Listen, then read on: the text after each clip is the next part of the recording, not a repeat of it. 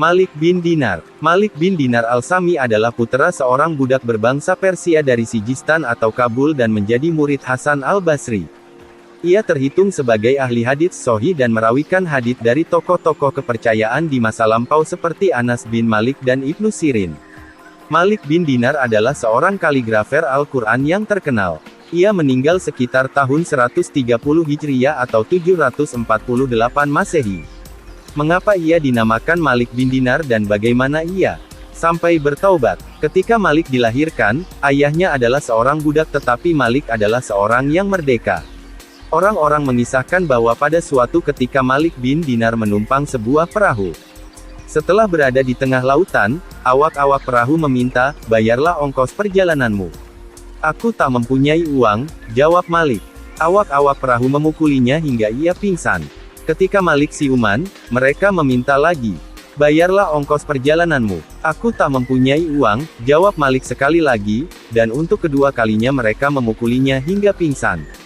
Ketika Malik siuman kembali maka untuk ketiga kalinya mereka mendesak, "Bayarlah ongkos perjalananmu. Aku tak mempunyai uang. Marilah kita pegang kedua kakinya dan kita lemparkan dia ke laut."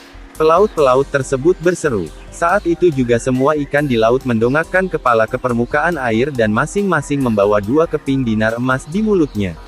Malik menjulurkan tangan, dari mulut seekor ikan. Diambilnya 2 dinar dan uang itu diberikannya kepada awak-awak perahu.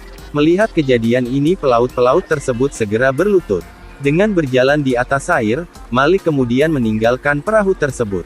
Inilah penyebab mengapa ia dinamakan Malik bin Dinar. Tentang pertaubatan Malik bin Dinar, kisahnya adalah sebagai berikut, ia adalah seorang lelaki yang sangat tampan, gemar bersenang-senang dan memiliki harta kekayaan yang berlimpah-limpah. Malik tinggal di Damaskus di mana golongan Muawiyah telah membangun sebuah masjid yang besar dan mewah. Malik ingin sekali diangkat sebagai pengurus masjid tersebut. Maka pergilah ia ke masjid itu. Di pojok ruangan masjid itu dibentangkannya sajadahnya dan disitulah ia selama setahun terus-menerus melakukan ibadah sambil berharap agar setiap orang akan melihatnya sedang melakukan sholat. Pada suatu malam ketika ia sedang asyik menikmati musik dikala semua teman-temannya telah tertidur, tiba-tiba dari kecapi yang sedang dimainkannya terdengar sebuah suara, "Malik, mengapakah engkau belum juga bertaubat?" Mendengar kata-kata yang sangat menggentarkan hati ini, Malik segera melemparkan kecapinya dan berlari ke masjid. "Selama setahun penuh, aku telah menyembah Allah secara munafik," ia berkata kepada dirinya sendiri. "Bukankah lebih baik, jika aku menyembah Allah dengan sepenuh hati? Aku malu. Apakah yang harus kulakukan seandainya orang-orang hendak mengangkatku sebagai pengurus masjid? Aku tidak akan mau menerimanya." Ia bertekad untuk khusyuk kepada Allah. Pada malam itulah untuk pertama kalinya sholat dengan sepenuh keikhlasan. Keesokan harinya, seperti biasa, orang-orang berkumpul di depan masjid. "Hai, lihatlah dinding masjid telah retak-retak," mereka berseru. "Kita harus mengangkat seseorang pengawas untuk memperbaiki masjid ini." Maka mereka bersepakat bahwa yang paling tepat menjadi pengawas masjid itu adalah Malik. Segera mereka mendatangi Malik yang ketika itu sedang sholat. Dengan sabar mereka menunggu Malik menyelesaikan sholatnya. "Kami datang untuk memintamu agar sudi menerima pengangkatan kami ini," mereka berkata. "Ya Allah," seru Malik, "setahun penuh aku menyembahmu secara munafik dan tak seorang pun yang memandang diriku.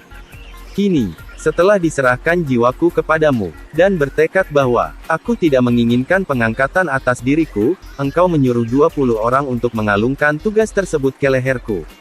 Demi kebesaranmu, aku tidak menginginkan pengangkatan atas diriku ini." Malik berlari meninggalkan masjid itu kemudian menyibukkan diri beribadah kepada Allah, dan menjalani hidup prihatin serta penuh disiplin. Ia menjadi seorang yang terhormat dan soleh.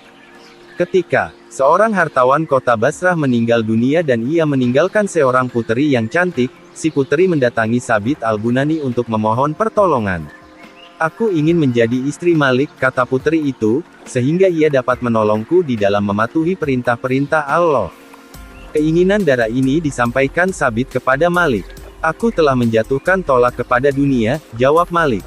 "Wanita itu adalah milik dunia yang telah kutolak, karena itu aku tidak dapat menikahinya." Gimana tanggapan Anda tentang kisah ini? Oh ya, jangan lupa subscribe dan ketuk loncengnya agar bisa mengikuti kisah-kisah yang baru diupload. Mudah-mudahan bisa menghidupkan hati yang mati dan menumbuh suburkan semangat untuk ibadah. Amin ya Allah.